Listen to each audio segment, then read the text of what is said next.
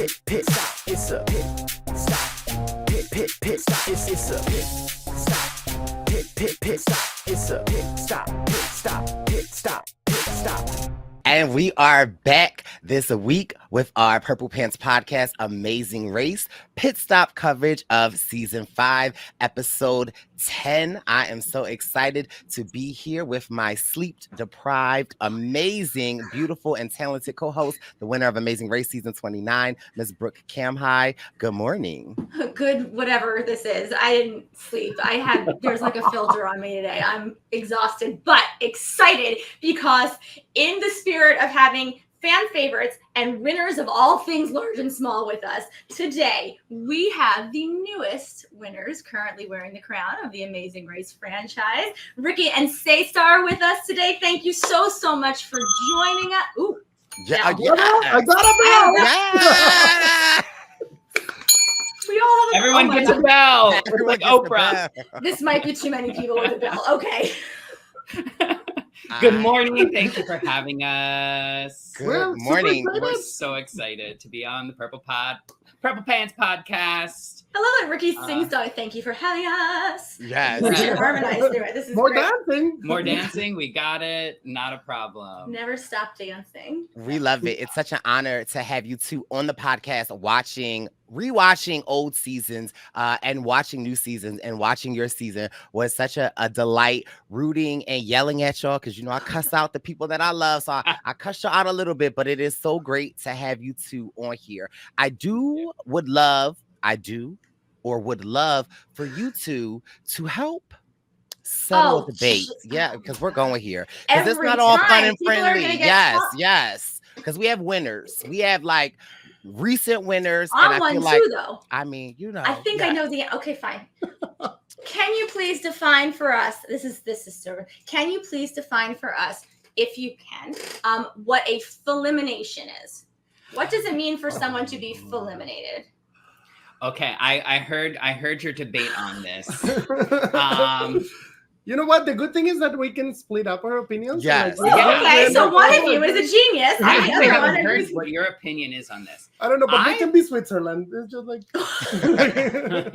No, I have very strong opinions, so I'm not very Switzerland. I think it is. I don't think if you quit, you quit. You're out. Like, it doesn't matter if Phil's coming to you or whatever. In this season, who is it? Marshall and Lance. Marshall and Lance. They quit. Agree. And then Phil came up and they were like, he even said, even if you mustered up the strength to get to the mat, you still would have been eliminated. So he's not even actually like, they quit and he's just telling them the news. But I believe that okay, sorry, go ahead. He didn't actually eliminate that. He made the comment and being like, quit. it is the first time that I had to come and like eliminate a team on the spot. Yes. So it is. It's kind of wishy-washy. This instance, it's both. But if elimination to me is you've taken so long to do the task that production is like, we got to pack up. And Phil's got to come and say, guess what? You've taken as long as possible. And unfortunately, you've taken too long. And it's not a non-elimination leg. And I've eliminated you on the spot. Okay, so I don't necessarily disagree with that. The thing that I think Bryce can't get over because he wants to just fight with me on this is that the elimination is the act of Phil coming out onto the race course and saying your race is done. Whether you've quit, whether you have just run out of time, whether you just got there and everybody else has crossed the finish line, whatever. I believe elimination is Phil coming out onto the race course and informing you that you are done here. Like, that is it. The act of Phil. Yes. Right. No, that would be a phallact act. That would be a phallact. What, you're just making words now. That would be a phallact, the act of Phil coming. But a Phil elimination. Elimination is Phil coming out to eliminate you. Yes, great, agree. Yes, but he's still and yet all of these rules were broken on our season because Phil used the word elimination with Danny and Angie. Yeah, which by the way, don't even give me. That's not even. That's like the least accurate thing. Don't bring it up. Meanwhile, it's a sore spot. It is. But I think at this point, as Brooke does with her notes, just like Let's just move on from this. Great, let's get into it. What do you define it as? Yes. Oh, come on. What do Ricky, you define the film? I already gave my opinion. Why are you involving me in all of this? No, you didn't. We need to know. What do you define it as? Yes, Phil going to the spot and saying someone is eliminated. Great, good, done. Okay. But in in this case, they quit. So it doesn't matter whether they quit or they're continuing to go. They were gone already. So you're agreeing with Brooke saying, like, regardless, Phil walking out. No, because they had quit. No, thank you. I mean, it's like New Era Survivor. Like, they don't deserve to be eliminated if they quit, you know? Come on, come on, Cesar. Come but on. If somebody at a tribal council is like, I'm done here, I want out, their torch gets snuffed. Oh, yeah, but they're not voted out, though. There's a difference. But their torch still gets snuffed. Like, this is Phil's version of snuffing your torch, coming out onto the course and saying you're done here. If a person in Survivor at Tribal Council is like, I'm out, like, I'm done here. But there's a difference between getting voted out. But if the elimination... Brooke, if you fart in a desert and nobody is around, is it still a fart? Yes! Yeah. I mean, who would know but you, though? But... it still happened. Just because things happen when no one is around doesn't mean they don't happen. Why do I have to fart in a desert? Like, why is this? I don't know. Why am I in a desert? Why am I gassy? What is happening? We have started off. We started off real bad, you might have eaten a whole ostrich eggs or a kilo of caviar or I mean so many or ostrich challenges, 1,000 pieces of chocolate. Who knows? Oh, I was ready for this season. I would have done great. Any eating challenge, I would have been like me. So many. I'll take it. So many. The eggs, I think, might have been a little bit hard just for sheer volume. Like, that's like, I eat 2 eggs and I'm like, all right, I'm good. I do 3, I'm really eggs, full. but 24 of them in one sitting. That's a lot. That's a lot. That's like that's a cholesterol. That's a heart attack waiting to happen. And then to run in the heat. And that's when you would fart on the desert. Okay, Cesar, that's when you would fart. That's when that would actually be a fart. But we are so happy to have the 2 winners of Amazing Race Season 36 that agree with me. They agree with me. So, Brooke, we can get into the episode that we have now settled at the beginning. Add them to the list of people who are wrong. Okay, so episode 10. Oh my God, you're going to start all of the ones like this. I got to make sure that for the next couple, I bring on people who I know have already decided to agree with me. Yeah. That's fine. Just so we're clear, 7 seconds into this episode 10, I got a question or I feel like a red flag that I need you guys to weigh in on as well. Episode 10, India to New Zealand, because they have to go another 7,000 miles, which is ridiculous and amazing. And no offense to season 36, because season 36 is great and you guys didn't plan the route, but your route could fit in 2 legs of this season. Like, it's amazing how far they go this time around. That being said, Ricky and César were on season 5. I'm pretty sure they would have kicked booty all the way around and around and around the world. But another 7,000 miles in leg 10 before they then have to drive several hundred miles to get to the first check mark. Like, not even a task, I don't think. So 2 teams battle out at the airport for the last 2 seats on a plane. A team lies to airport agents as a strategy, and there's a great detour. So we have Colin and Christie that leave at 2:35 in the morning. Chip and Kim are 2 minutes later. Linda and Karen are 3:25. Cammie and Carly are 4:38. And Brandon and Nicole, Jesus and Satan, because they are on a team of 4 with, the good and the bad on their shoulders, are 6:07 in the morning. This, I think... 2 hours. Yeah, this, I think, is probably... the biggest gap between teams leaving this season. Brandon and Nicole, I have a problem with this. Here's where my problem is. I know you have a strong opinion with begging. I have a strong opinion with begging during the rest stop. Come on. During the rest stop, the race is not supposed to happen. You're right. I have a problem with begging, period, and I'm glad that this is not something that's stuck around for many seasons.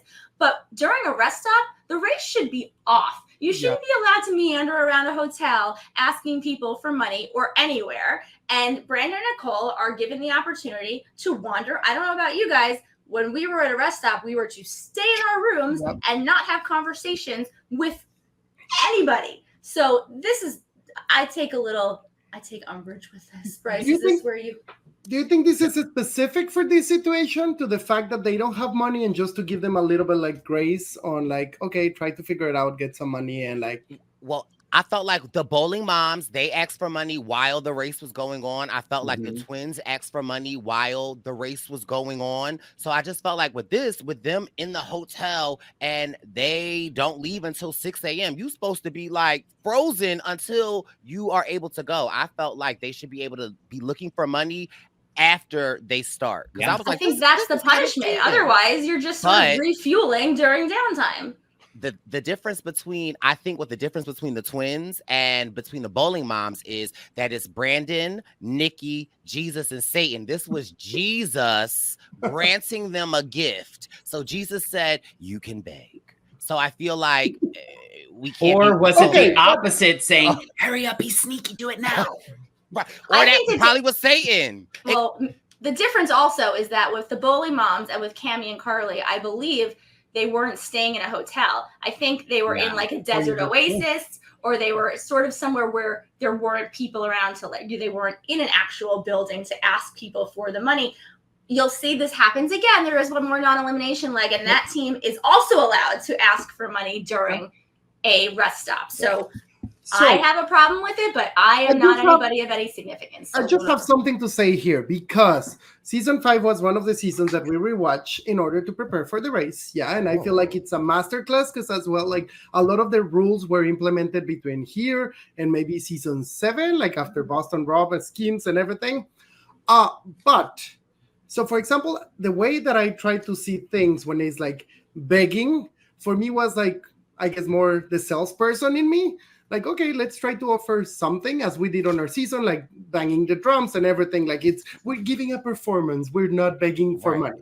Because as well, like it feels a little better when you're asking for money. Yeah, like Karen and Linda were like, we'll give you an apple. Exactly. That's what I was going to. Cammie and Carly were all, I'll give you a massage. Like, come on. But if you think about it, you're like offering something as instead of like the way that Brandon and Nicole did here, that they were like, oh, I'm so sorry. I feel so ashamed. Yeah. I feel like I've never done this before. My morals and everything. Like, it's like, well, then offer something, like I'll tell you a joke. Like I'll tell, like, and like now for these current seasons, like you cannot sell anything that you bring with yourself to the race, like in case you run out of money, but like just thinking ahead for whoever wants to like be in the race later on and like is getting tips from here is like, if you get a map, try to sell the map, like sign it, like this will be valuable later. Who knows? Like, I don't know, but write it down, right? I got a lot of Brooke rules. Here goes a Cesar rule. Rule number 37, Bryce, before you go on the amazing race, make sure you take a twerking class, because I'm going to twerk some ass, okay? And I'm going to get me some money. Thank you. And the other thing that I really learned from this season was the masterclass that Charla and Myrna had on how they ask for things. Like, sorry that I'm going back to the other episode. Like, I just have to bring it up because, like, the way that they like engage with the people behind the counter, like they're geniuses. They get away with everything, and I feel like that was like smart. We were ready to do that. We were ready to like be nice and charming to whoever was behind the counter. We didn't get the chance. But, and even like they even said like don't sell tickets to them. Like they said it in kind of a nasty way. They weren't having a great relationship with Colin and Christie, but they were like, don't sell tickets to them. We said that on our season, like don't give them directions. Like that's like very strategic. Like you don't know if they're going to or not, but you can't hurt to say it. They were very smart. They were really on good. Our season, we were in Vietnam and we had to get on a bus to go like into rural Vietnam. And there were two teams. It was London and Logan and our team, and we were on the bus. London and Logan got on the bus before, and the bus was waiting. Scott and I got on the bus. I went right to the driver and I was like, "We will give you $50 to shut the door right now." There's another team. The last team was Tara and Joey, and we're like, "Close the doors. We will pay you." I'm like, why aren't we not, like, why didn't you guys do this to us? But whatever. Meanwhile, Tara and Joey like ripped the doors open and got on the bus, so it was moot. But I was all for trying to pay people to get us ahead and grease the driver. In a like courteous, competitive way. Of course. There's a lot of like not so courteous things happening on this season. Like blocking the door, pushing each other out of the way, like bitch, what? Yeah, right. But that has been recapped. We can go back to episode 10. Sorry for the little break, but it's like really important. Cesar's keeping us in line because we are all over the place. It's like herding 1,000 ducks with us. But it is important to note, though, for me, someone that has really only seen the beginning seasons of, or the later seasons of Amazing Race, going back and seeing this season, I love the competitiveness. I remember when Will and James won. A lot of people online were like, it's not Survivor. They're working together. We don't like these alliances. And I'm like, I love it. And so I love to kind of sort of see the origin of where all of this is coming from. It makes it so much more exciting. So to your point, I mean, alliances have been around forever. Yeah, it's a game. If you know the game and you have studied it, you have many paths to take. And if you win, you did the right thing. Yeah. You know, just saying. Oh, our bells harmonize. Oh, they really do. I love it. By the end of this, we'll be playing like Carol of the Bells. This will be our Christmas card to the people. Yeah. Another thing, and I guess what I want to know from you, Ricky and Cesar, is that like rewatching these seasons, what I love about this episode specifically is I feel like 30 minutes of this episode is strictly airport drama, trying to get tickets, trying to figure stuff out. Do you feel like, do you wish you had that experience watching that? Or like, do you feel like you still got the whole Amazing Race experience?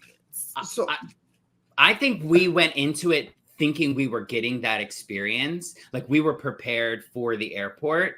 I did say to you a couple of times, was like, I don't know if I could handle all that. Like back and forth drama, like they were literally fighting with each other. I don't do well with adults being unkind to each other and being disrespectful. Like I just don't think there's a place in the world for that. So I have very little patience for it. So I think I'd have difficulty with it. I think we're I think we're in a different place in the world. We're 20 years later. So there's different technology, there's different, customer service, everything's a little bit different. So I don't think we'd have the same experience. I mean, with these things are faster. Like you saw some of the computers were like the green, the green digital, like binary code, like we're not there. So it'd be very different. And we wouldn't have like the just book as many flights as you want. Right. Like that is true. Yeah. That would never happen. So, I do wish we had that experience. Yes. Would we have that experience? Probably not. I'd probably be very, very like, get off my back. Like, leave me alone.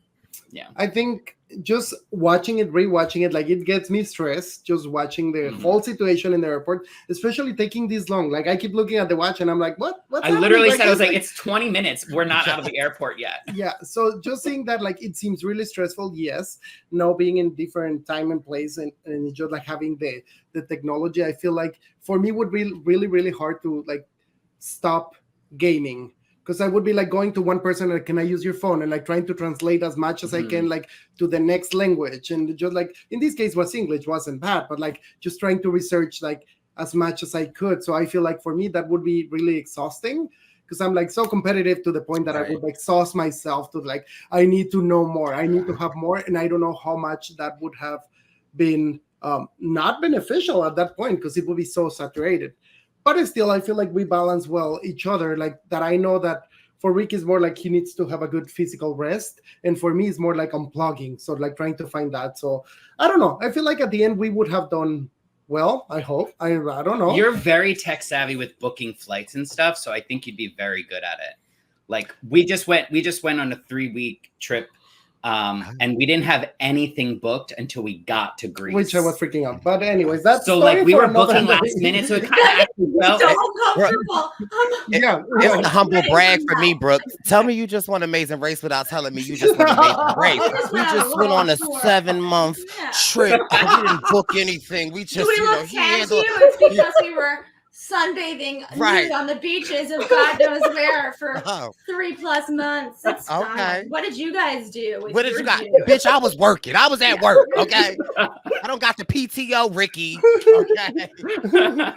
Well, in all fairness, Ricky teaches America's youth, so he does get summer and deserves it because teacher, also social worker, 2 of the hardest jobs you can have on this planet and doing God's work. So thank you. Deserve it. No. That being said, I want to go on a 3-month vacation somewhere fantastic.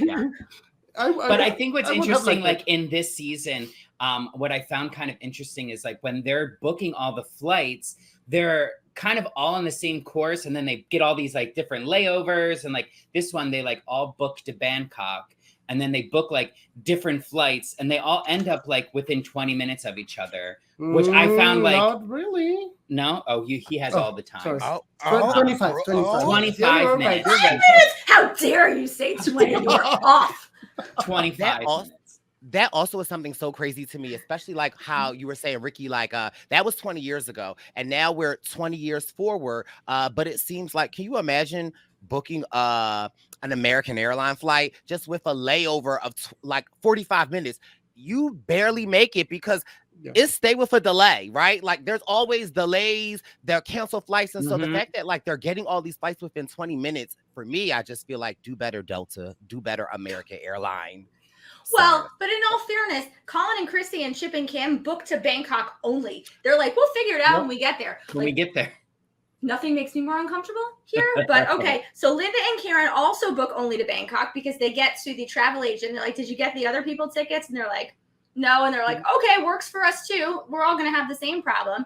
And then Cammie and Carly, because they are later, apparently some tickets open up somewhere on some flights, and they end up getting on a second leg on Qantas because flights are opening up. It lands after the Singapore flight, and they're like, we're going to figure it out too. Everyone's really comfortable, just sort of like, at this point, they're like, it's okay. We'll get there. I've got gripe number 7 of this episode already, and it's going towards my Uncle Chip. You know, I love Chip, but I feel like this episode, Chip is being too nice. And there are several instances where I feel like they're not being, and I don't want to say aggressive, but they aren't like, I need for them to speed it up because Colin got to that office to get the last flight seconds before them. Like, I need a little Myrna and Shmyrna in them. I need for them to like be competitive. I feel like they're being so nice and they're like, you know, playing to Colin, but get there first. Yeah, they're just keep expecting for Colin and Christie to implode, and so in a way, like they're being followers more than just like taking their own path. And I have an issue with that. I do have an issue with that because for me, it's like raise your own race and just like try to get ahead, and like it's the little things that are going to make the difference. And we will talk about it later on this episode with the yield, but we'll get there. Oh, Bryce is going to lose his Bryce. I can see Bryce about to lose his mind when we talk about the yield. I do agree. They're a very strong team that I think they're like balancing between being too aggressive and not aggressive enough. And they're kind of like flying under the radar, but if they really push, they could be coming in first place. To me as a fan, and this is my first time watching this, right? To me, I almost feel like they don't believe they can win. Like, I almost feel like they're just like, we're going into this and we're like, whatever happens, happens. But as a fan watching, I'm like, y'all are still in this and not. Oh, first of all, I don't know why I'm so loud, y'all. See, this is how Amazing Race get me. I'm like, why am I screaming? Sorry. Not only are you guys still in it, outside of Colin and Christie, y'all are one of the strongest teams. Although after this episode, I'm here for the bowling moms. I feel like I don't know who wins this season, but I'm like, are the bowling moms going to win? Okay, all right, sorry. I so badly want to tell him what happens, but I also so badly can't wait to get the phone call where it's like, oh my God. Like, I'm waiting for this when he gets to see the final episode. I know I'm going to get a call. It's probably going to be in the middle of the night because Bryce likes to watch things really late at night or really early in the morning. I will answer that call because I am excited to hear you lose your mind because there's so many ways that this could shake out. Because the positions keep changing. I mean, the bowling moms now, so we're jumping all over the place. Whatever. Everyone gets on a plane. Everyone goes where they need to go. Do we care? Whatever. we don't care. So they and land, they got to drive. They land, they have to drive. They drive forever. 200 miles. 200 miles, just a quick 200. That's fine. 200, No big deal, right? Like that's totally fine. Can you also imagine 20 years ago? Now, mind you, 20 years ago, I wasn't born. You got everyone on this podcast is a lot older than me. So 20 years ago, I wasn't born, but I have read. He's ridiculous. Okay. I was a baby. But can you imagine 20 years ago driving 200 miles? And we didn't have our like maps and stuff on like MapQuest. Can you imagine? Like that is terrifying. Is that, and also you're driving on the other side of the street. Yeah. You have to have that. Like, it's you just landed after these long flights. You found a paper map, and now you have to just adjust to all of that. I feel like that's a lot. I do very much like in this episode where we have a moment of Colin going the wrong way and Christy being like, "You're going wrong," and he's like, "Let me see the map," and she's like, "You're going wrong," and he's like, "Give it to me." So she gives it to him. And she goes, "We're right here," and she's like, "You need to turn around." He turns around. And she's like, "You need to start listening to me because I am right and you don't trust me." Very calmly. I like that for the most part. And I'm not going to spoil the next episode because she doesn't always stay calm. But Colin literally looked up, "You are right. I am sorry. I am wrong." Yeah. So not what I expected the character to be doing. But I love that moment. I literally was like, oh, he does have a heart. I like him. In this moment, I was like, okay, maybe he isn't this evil personification that I remember him to be in this moment. And that makes sense. I was like, oh, okay. Like they did have these like genuine moments where they cared for each other. And Nikki says, Colin and I need to work on when things aren't going right. Christy. But I'm like, do Colin and I need to work on that? Or does Colin need to work on when things aren't going right? Yeah. And as much as Colin is a jerk and I be screaming at him, I mean, by God darn it, is he not great TV though? Like, I mean, it is just, he's very competitive. He's very good at the tasks. Like he's doing well in the race. Right. It's just his very bad attitude. That's awful. I think that all of us have a bit of Colin in us. I know I get frustrated when I'm not doing something well. But the thing that I have noticed, because I said this to Bryce earlier on, I'm like, is Colin not as nuts as I thought he was? Because I was prepared to see just like crazy on crazy on crazy every episode. And it's more of like a slow boil. And then he almost goes to jail. And then it's like he's kind of normal. And then Bryce is going to watch the next episode. Or then he can't make a brick and he's packing it. And it's like, woof. And then it's like, I'm sorry, you're right. You're perfect, whatever. And then you see Bryce, you'll watch the next one and you'll know what I'm talking about. It is one of the most famous scenes in Amazing Race history is in the next episode of the show. Oh my God. Cannot wait to discuss it with you. It is a detour that Colin and Christie basically treat as a roadblock. She does not help in any way, shape, or form. And she should. This is sort of on her. He struggles. It is perfection. But I digress. I'm getting ahead of myself. And so I'm sorry for that. We have a yield here. Okay, so, Yes. Sorry. Cesar, feel free to jump in. Walk us through what happens with the yield so and why Chip and Kim make a huge mistake. They drive they drive to the Museum of Art and History. Detour, and then Colin and Christie are first, if I'm not mistaken. Yeah, they were first. Everybody essentially chooses not to yield anyone. And then, we have Chip teams, and Kim. We have teams getting lost in between them, Chip and Kim. And get lost more than 25 minutes that the bowling moms were behind. So they pass by. The bowling moms pass by. And but the bowling moms are convinced they're in last place. So what the Amazing Race will do sometimes is they don't put necessarily the exact number of clues in a box based on the number of teams in the race. Sometimes there could be more. There'll never be less, obviously, but sometimes there are more. So the bowling moms get to the yield in, I want to say second, like they're second or third, but they're early. And so they just grab a clue and they're like, we're not yielding anyone. We're obviously in last, and they keep moving. Then you have Chip and Kim and Cammie and Carly, who actually are the last two teams. Chip and Kim get to the yield, and they're like, fake out. We might yield them, but you can't look in the clue box until after you've decided if you're going to yield somebody. So Cammy and Carly are running up, and Chip and Kim are like, no, the bowling moms are behind us. We're not going to yield you. And this is where I know Bryce is going to lose his shit, because Cammy and Carly make a comment that Chip has redeemed himself. And I don't know what on earth he's redeemed himself for, because the man has been so kind to you two ladies the entirety of this race, with the exception of sitting in the back of the cab that you also sat in and didn't get out of. So calm it down. He owes you nothing. Your butt should have been yielded. Yeah. Sorry. Yeah. Feel free. I mean, there's only 5 teams. There's only 5 teams. Like, there's, if they're you like, see, I'm waiting till the end. It is the end. you have someone like a team right behind you. There's only 5 teams. Like, for sure, you're calling. Even if there's just 2 teams behind you. It like, doesn't matter. Like, it's just, you just have to do it at that point.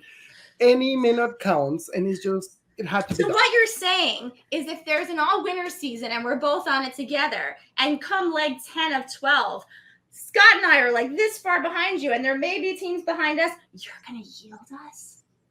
If we know there's more than, if there's like Come on, Ricky. 1 team behind you, you're probably getting yielded. Okay.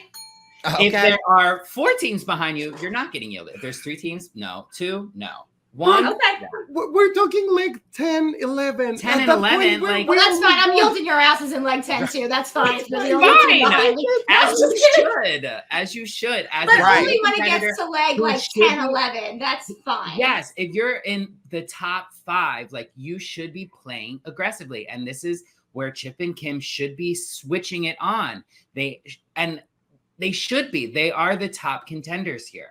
Like, they've been finishing the last few legs in the top 5 every leg. They've finished really quickly. They work really well together. They figured out the game of booking and strategizing. And this is it. Why are you waiting? There's no more waiting. This is the time. Well, Chip is just being too nice, and it's like he just like he ha ha. Do that when we are at nighttime sleeping while they are getting for money. Right? I cannot wait for you to watch the next episode. I don't want to get ahead of myself, but remember this moment on the. Oh, side note, sorry, totally off topic, but the last one that we talked about with the head shaving. Bryce made a comment. He always talks about Anthony and Bailey and how they would do anything and everything and how this is going to be their task. So Bryce said he believed that Anthony and Bailey would shave their heads. So what did I do? I went to the horses and I asked from the horse's mouth. I said, gentlemen, we have a discussion and I would like to know, would the 2 of you have shaved your heads in a fast forward on your season of The Amazing Race? Not unless the money were being, I believe I can quote it because I have it written down, but I was convinced the answer probably would have been yes, but they have such lovely hair. You know what's so funny? We discussed this before it started, and I think it was a pretty hard no, unless somehow we made it to the top 5 and then game on, I'd shave it. Quoted Bailey Smith. And I said, fair enough. And he said, but it would really have to be worth it. To which I said, unless they're handing me a check right then and there, my hair stays on my head. But I'm right. No. I said they wouldn't do it because I am Anthony and Bailey's spirit animal. And no disrespect to Ricky and César, I do feel like Anthony and Bailey are the unsung winners of season 36. I just feel like if they would have got past that challenge. Ricky and Cesar don't care. They're the actual winners of season 36. But I have to say, now that you bring them up, first of all, today is their birthday, so happy birthday. Oh, happy birthday! And then, second thing, I think for both of these choices of these Detour that we're about to talk about, Anthony and Bailey would have been great. I actually do think. I agree. I never agree. I agree. Would have been right up their alley. Either clean or dirty, which were the options. Yeah. Hey, Ricky and César, would you guys have shaved your head?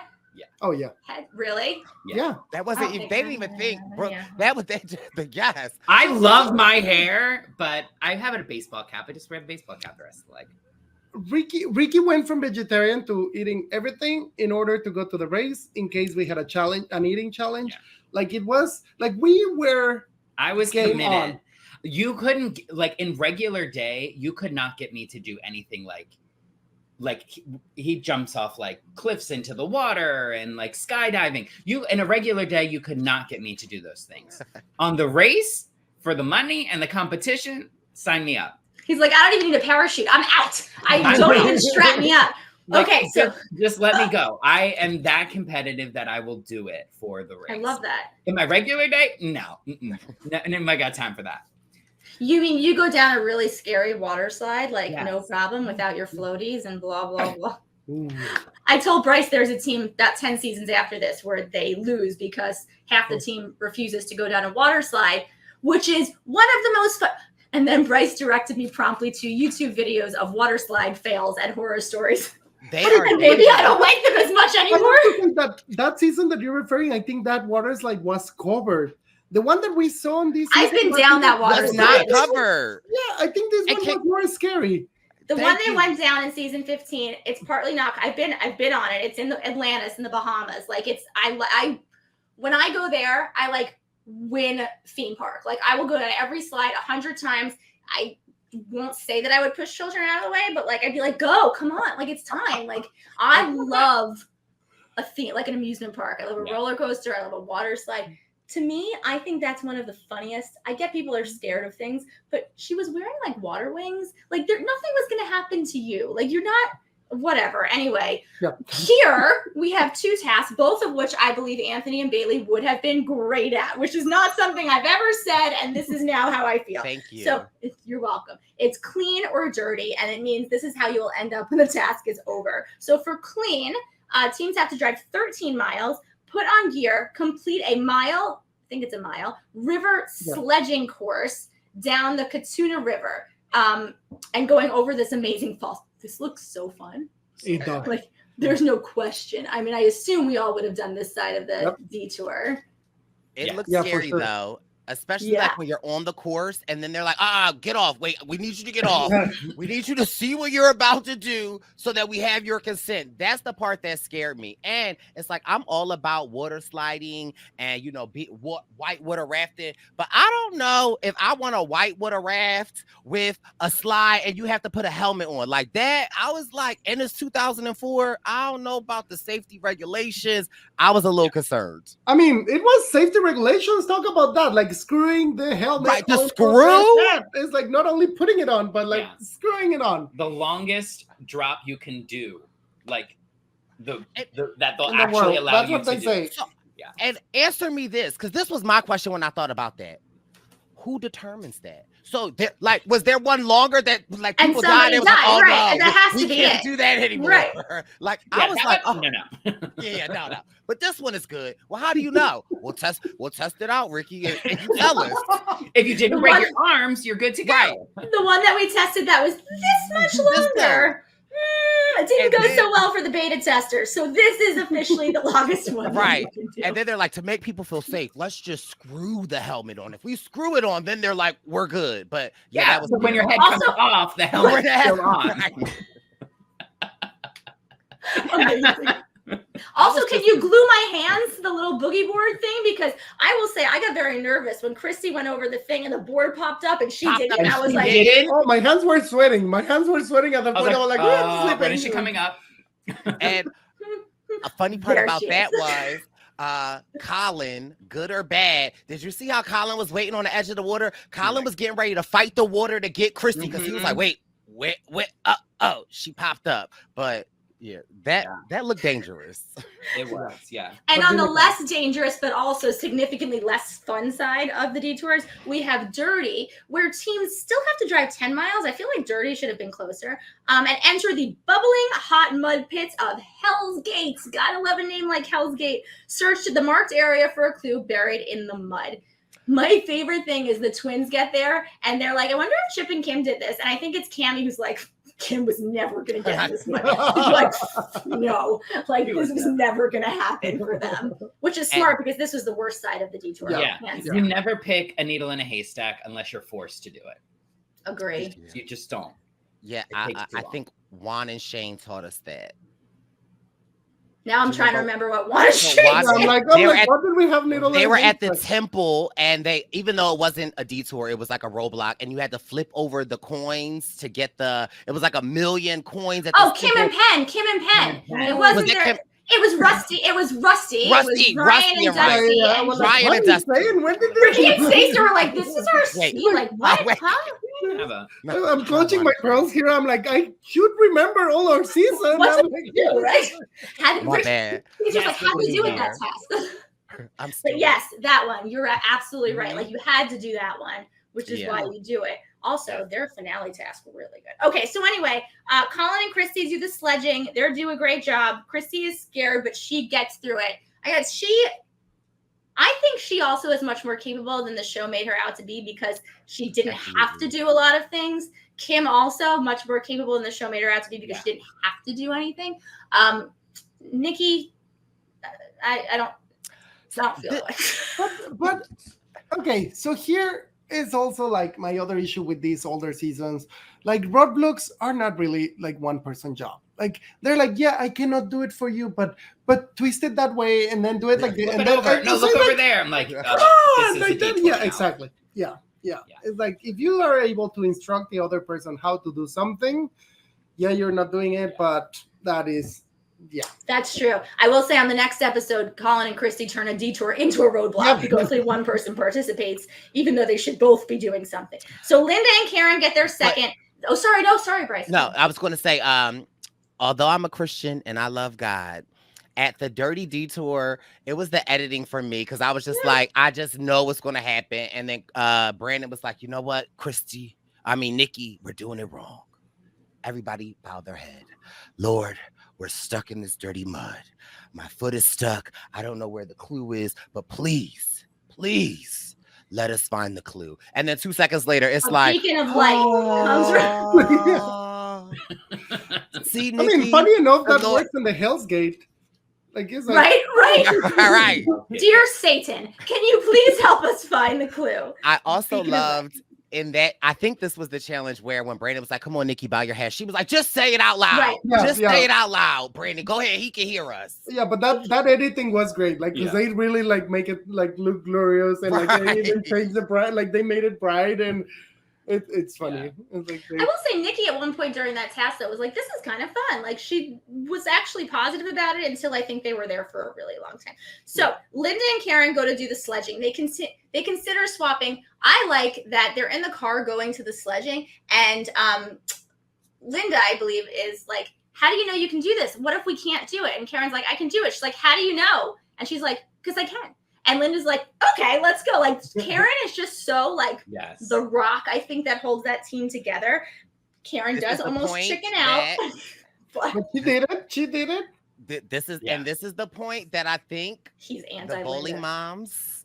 They're going to win the season because they're saying that I'm going to have an emotional reaction. And although last episode, Linda was pissing me off, I still love the bowling moms. I still think that they are so great. I still think that they are constantly conquering their fears. They're doing it for their families. And then in this one where Linda was like trying to jump off and didn't jump off and then she made it, I was like, okay, these are the winners and I'm going to be happy. So y'all don't got to tell me, but I think it's Linda and Karen. But it's still like, I have to bring it up because like, that's for me, it's really inspirational. It's like, they're one of the first couple teams that show like everybody can be on the race and succeed, like, and like do any activities. And I think that's the one thing that I love the most about older seasons is like you see different sizes on like average bodied people and people who are dealing with different challenges as well. Right.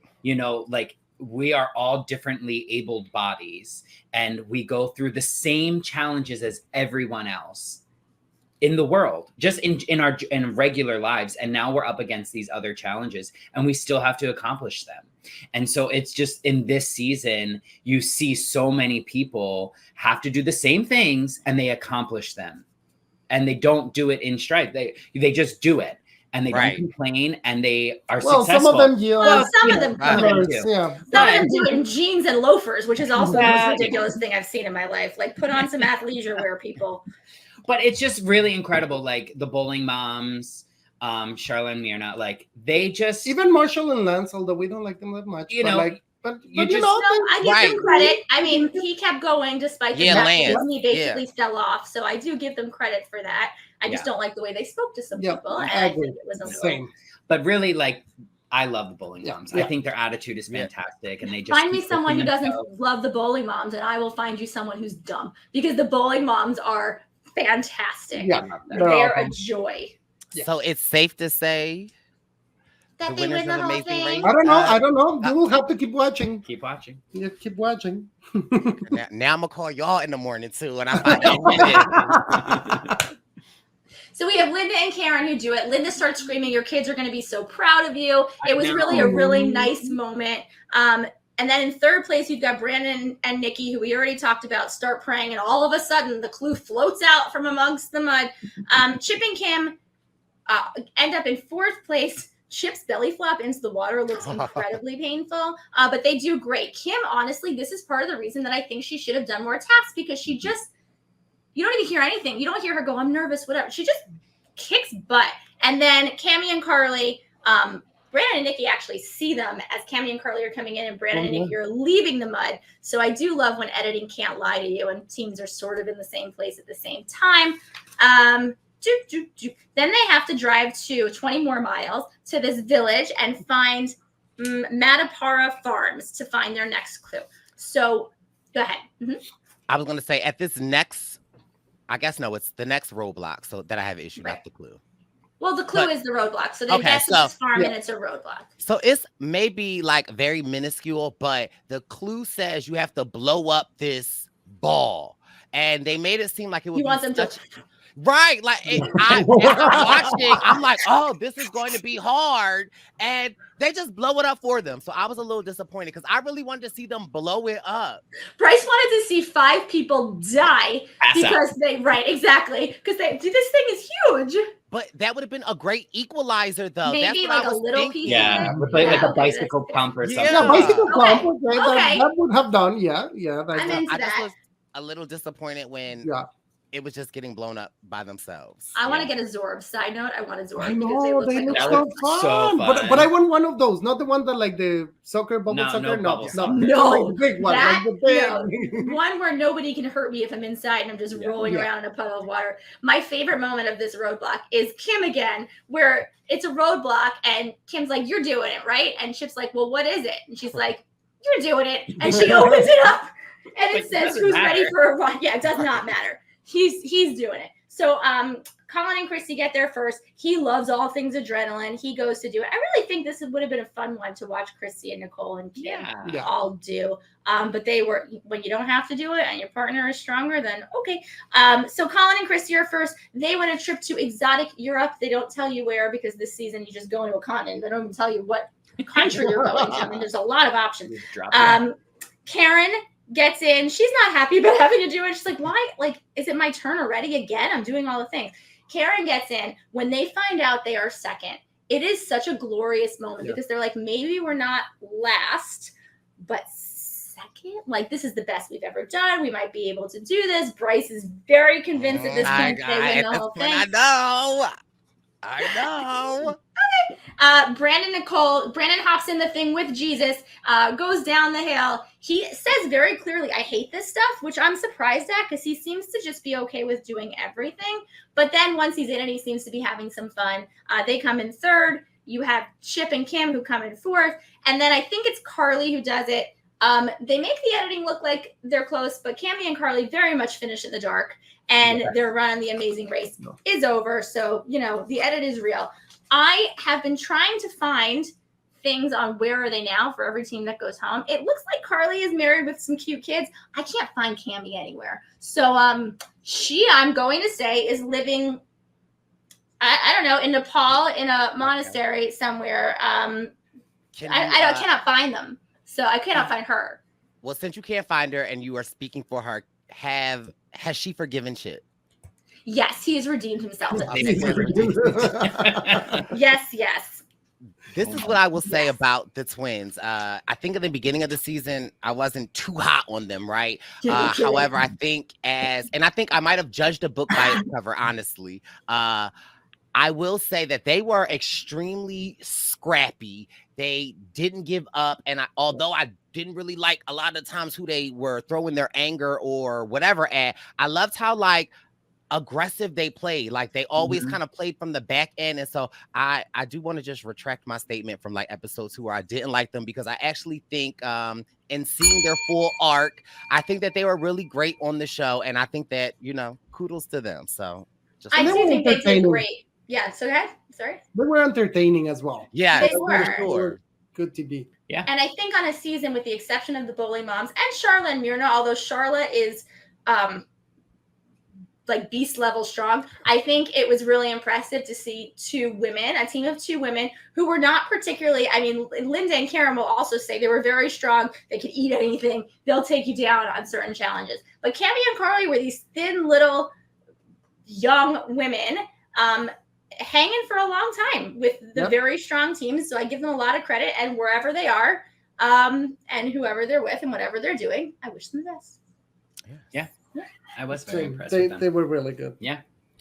Yes, well, I'm sad that this recap has ended because I've had it doesn't have to be. It doesn't have to end. Ricky and Cesar, is there anything that we missed? Anything, even not from this episode, because you know, I know you've seen them all, that you would like to, what else? Without telling Bryce who wins, because we're not sharing that information, but anything else?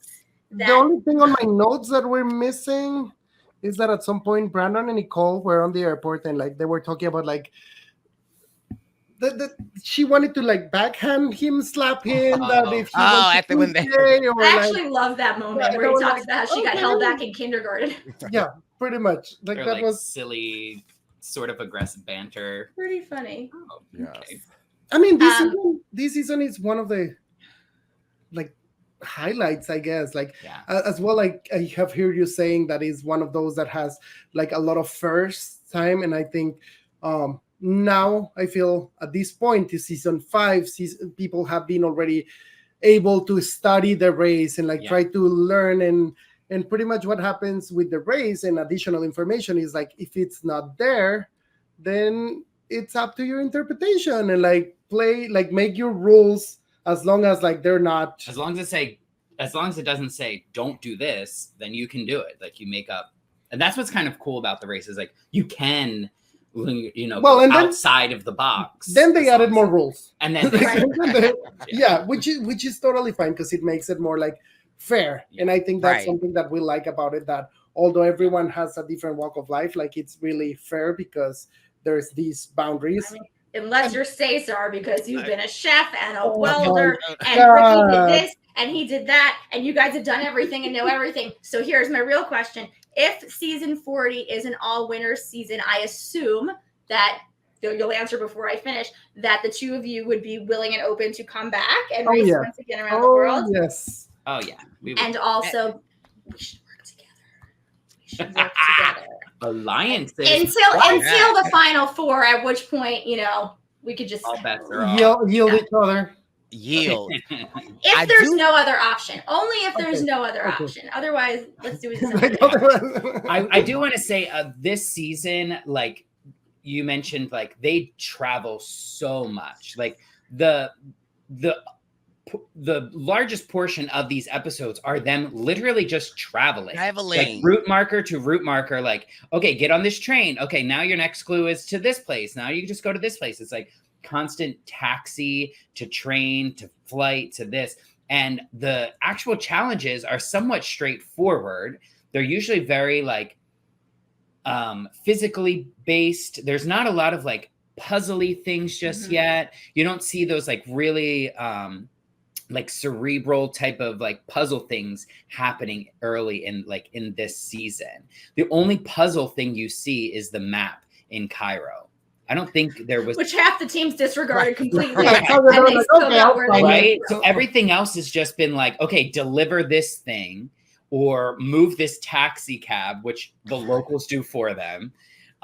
You know, like, so I find that really interesting, the like evolution of like, okay, now you're repelling and like solving this word puzzle. Right. Where this is like just walk across or, you know. It's so interesting because that's very true. It's like in the early seasons of The Amazing Race, I feel like it was physical or luck. It was search for something or move something. And then I think as the race went on, they started to incorporate like musical challenges. Like if you're good at something with dexterity or music or piano or memory challenges or puzzle challenges. You'll see more of those as it goes on because I think the race realized it doesn't have to be heavy or lucky. It can be heavy. It could be heavy or adrenaline or whatever, or like a different language that you don't really see tasks that involve languages. I mean, in one season, I think it's 27, they have to rap in French on the banks of the, which honestly, sign me up. Sign me up. Like, so I like the fact, I think, Ricky, you're absolutely right. The race, the evolution of the race is just this or that, like, and it's usually heavy or lucky. And there's less needle in a haystack task now because they become more creative in the things that they can do. And that's one thing I do like about the more recent seasons. I think sometimes the tasks are easier. Sorry, yes? Bonjour, merci beaucoup. Bonjour, merci beaucoup. Bonjour, merci beaucoup. Bonjour, merci beaucoup. Bonjour, merci beaucoup. Bonjour, merci beaucoup. The dog's going bananas. Sorry. I think it's like, what is going on? He was like, Bryce, that's not French. It's merci beaucoup. Sorry, I just was excited. You got it. You got it. You listen. You have to be ready. But truly, it was such an honor to have you two on the podcast for the first time. Will not be the last time. Okay? Oh, please. This was a detour. Y'all got roadblocks to do ahead of y'all on the Purple Pants podcast. So thank you so much for joining us, Ricky and Cesar, the winners of Amazing Race Season 36. And Brooke Cam High, as always, it's a pleasure. This has been your Purple Pants podcast, pit stop coverage of Amazing Race Season 5, Episode 10. We'll be back next week. Merci beaucoup. Thank you, guys. Bye. Bye. Thank you. Thanks for having us. Of course. Pit stop. It's a pit stop. Pit stop. It's a pit stop. Pit stop. It's a pit stop. Pit stop.